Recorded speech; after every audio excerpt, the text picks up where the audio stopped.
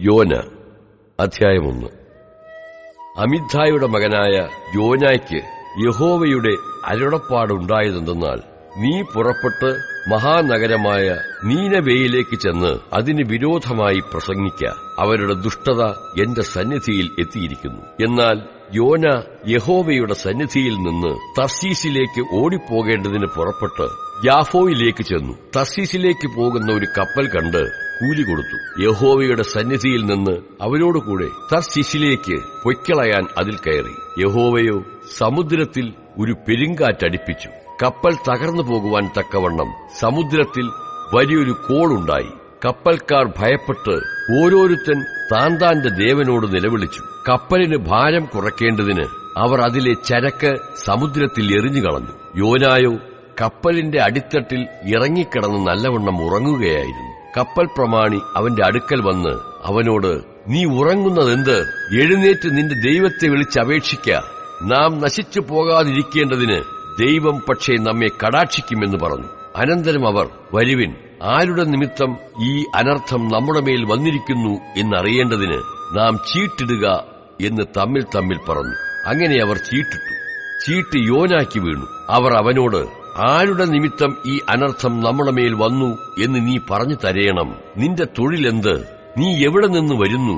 നിന്റെ നാട് ഏത്? നീ ഏത് ജാതിക്കാരൻ എന്ന് ചോദിച്ചു. അതിനവൻ അവരോട്, ഞാനൊരു എബ്രായൻ, കടലും കരയും ഉണ്ടാക്കിയ സ്വർഗീയ ദൈവമായ യഹോവയെ ഞാൻ ഭജിച്ചു വരുന്നു എന്ന് പറഞ്ഞു. ആ പുരുഷന്മാർ അത്യന്തം ഭയപ്പെട്ട അവനോട്, നീ എന്തിനങ്ങനെ ചെയ്തു എന്ന് പറഞ്ഞു. അവൻ അവരോട് അറിയിച്ചിരുന്നതുകൊണ്ട് അവൻ യഹോവയുടെ സന്നിധിയിൽ നിന്ന് ഓടിപ്പോകുന്നു എന്നവർ അറിഞ്ഞു. എന്നാൽ സമുദ്രം മേൽക്കുമേൽ അധികം കോപിച്ചതുകൊണ്ട് അവർ അവനോട്, സമുദ്രം അടങ്ങുവാൻ തക്കവണ്ണം ഞങ്ങൾ നിന്നോട് എന്ത് ചെയ്യേണ്ടു എന്ന് ചോദിച്ചു. അവൻ അവരോട്, എന്നെ എടുത്ത് സമുദ്രത്തിൽ ഇട്ട് കളവിൻ, അപ്പോൾ സമുദ്രം അടങ്ങും. എന്റെ നിമിത്തം ഈ വലിയ കോൾ നിങ്ങൾക്ക് തട്ടിയിരിക്കുന്നു എന്ന് ഞാൻ അറിയുന്നു എന്ന് പറഞ്ഞു. എന്നാൽ അവർ കരയ്ക്ക് അടുക്കേണ്ടതിന് മുറുകെ തണ്ടുവലിച്ചു. എങ്കിലും സമുദ്രം കോപിച്ചു. കോൾ പെരുകി വന്നതുകൊണ്ട് അവർക്ക് സാധിച്ചില്ല.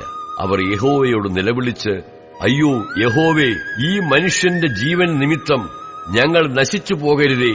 നിർദോഷരക്തം ചൊരിയിച്ച കുറ്റം ഞങ്ങളുടെ മേൽ വരുത്തരുതേ. യഹോവേ, നിനക്ക് ഇഷ്ടമായതുപോലെ നീ ചെയ്തിരിക്കുന്നുവല്ലോ എന്ന് പറഞ്ഞു. പിന്നെ അവർ യോനായെ എടുത്ത് സമുദ്രത്തിൽ ഇട്ടുകളയുകയും സമുദ്രത്തിന്റെ കോപം അടങ്ങുകയും ചെയ്തു. അപ്പോൾ അവർ യഹോവയെ അത്യന്തം ഭയപ്പെട്ട് യഹോവയ്ക്ക് യാഗം കഴിച്ച് നേർച്ചകളും നേർന്നു. യോനായെ വിഴുങ്ങേണ്ടതിന് യഹോവ ഒരു മഹാമത്സ്യത്തെ കൽപ്പിച്ചാക്കിയിരുന്നു.